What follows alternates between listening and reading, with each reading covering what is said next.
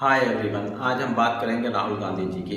राहुल गांधी जी को 2 साल की सज़ा हुई है, ये आप लोगों को पता है। सज़ा क्यों हुई है इसके बारे में भी आप लोगों को पूरी जानकारी है और उनको लोकसभा से भी उस सज़ा की वजह से निलंबित कर दिया गया है।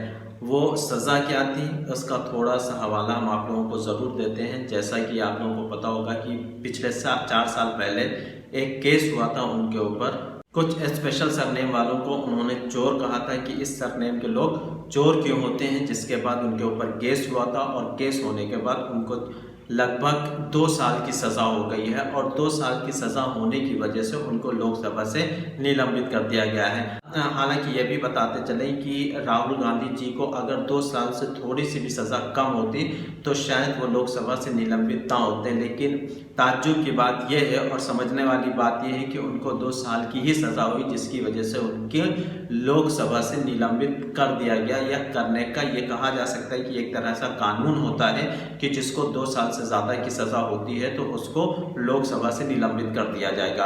अब आगे बढ़ते हैं और बात करते हैं उस प्रेस कॉन्फ्रेंस की जो कि 2013 में हुई थी और जिसके अंदर राहुल गांधी जी ने एक ऑर्डिनेंस को फाड़ दिया था, यह कह कर कि यह बकवास है। वो ऑर्डिनेंस क्या था उसके बारे में बात करेंगे और उसको बकवास क्यों कहा था उसके बारे में बात करेंगे और ये भी बताएंगे कि वो ऑर्डिनेंस अगर आज होता तो उसका कितना राहुल गांधी जी को फायदा होता। तो सबसे पहले बात कर लेते हैं कि उस ऑर्डिनेंस में लिखा क्या था और वो ऑर्डिनेंस को राहुल गांधी जी ने बकवास क्यों बताया था। वो उस ऑर्डिनेंस के अनुसार ये कहा गया था कि अगर कोई एमपी या एमएलए जिसको सज़ा होती है तो उसको 90 दिनों का टाइम दिया जाएगा और उन 90 दिनों के अंदर वो दोबारा अपील कर सकते हैं और उन 90 दिनों के अंदर उनकी लोकसभा से सस्पेंशन नहीं होगी, यानी कि 90 दिनों तक उनको लोकसभा से निलंबित नहीं किया जाएगा अगर किसी भी एमपी या एमएलए को सज़ा होती है। इस ऑर्डिनेंस को सुप्रीम कोर्ट द्वारा पास किया गया था और इसको पास किया गया था section 84 the representation of the people act के अंदर।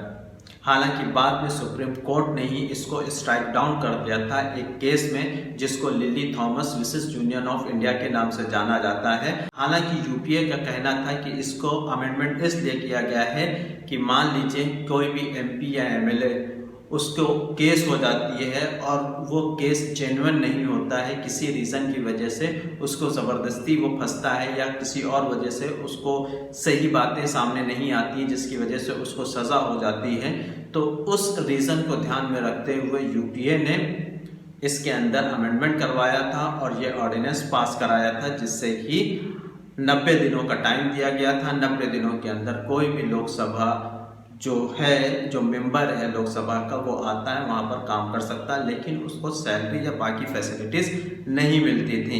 लेकिन बाद में तो उसको सुप्रीम कोर्ट ने स्ट्राइक डाउन भी कर दिया था और राहुल गांधी ने भी उसको उस ऑर्डिनेंस को फाड़ दिया था ये कह कर कि ये बकवास है। हालांकि उनका भी कहना कुछ हद तक ज़रूर ठीक था और उनका कहना यह था कि ये एक ऐसा ऑर्डिनेंस है जिससे कि क्रिमिनल जो है इसका बहुत ज़्यादा फ़ायदा ले सकते हैं, इसलिए इसको लागू नहीं किया जाना चाहिए और ये कहकर उन्होंने फाड़ दिया था। ये शायद 2013 में प्रेस कॉन्फ्रेंस के प्रेस क्लब के अंदर ये कॉन्फ्रेंस चल रही थी, वहाँ पर उन्होंने इस तरह का काम किया था।